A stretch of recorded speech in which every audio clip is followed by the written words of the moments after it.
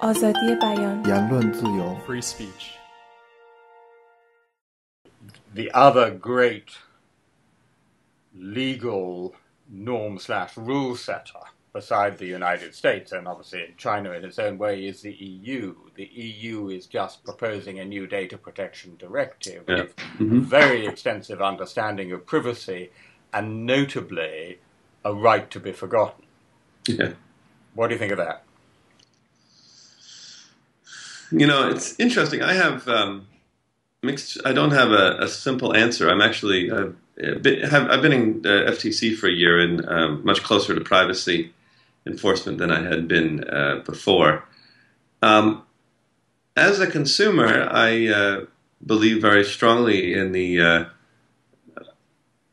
ideas of privacy, and I think most people would love a right to be forgotten. They would find that to be a terrific thing in their life.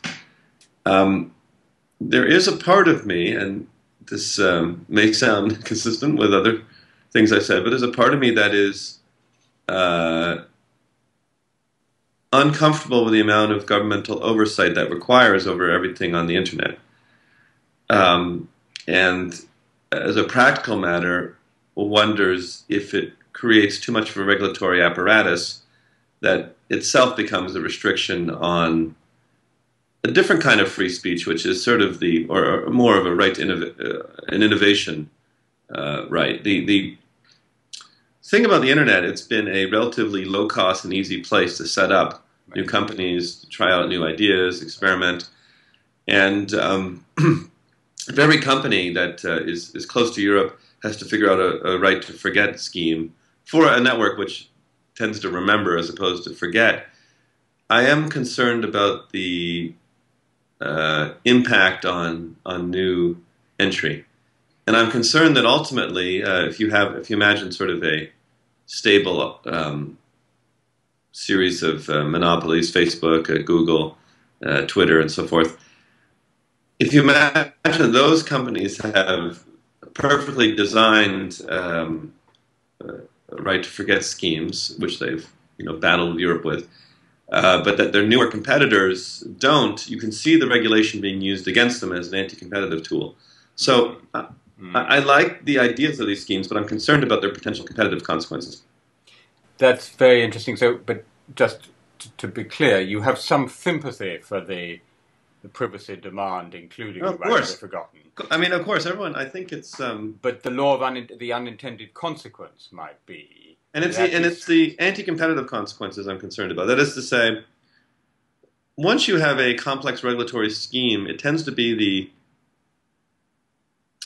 bigger, more experienced companies who understand it, can hire people to make sure they comply with it, and it tends to be would-be newcomers who are burdened by it. And so I think that has to be very carefully thought through. In other words, I think what needs to be thought through are the consequences for competition and market entry. And ultimately links to free speech, because it is companies in their earlier stages who tend to be the greatest agents of free speech. Early Google, early Twitter, early radio, early telephone. It's when they're in their young and sort of inspired phases of their lives, the companies do better things usually. And if we have a privacy regime that insulates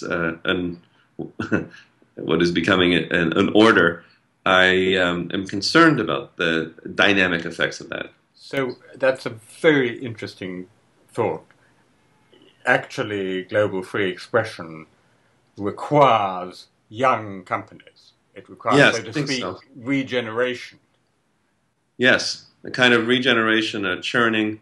Because the older and larger a company gets, the less interested they become. In some ways, free speech is the spirit, very linked to the spirit of entrepreneurialism, because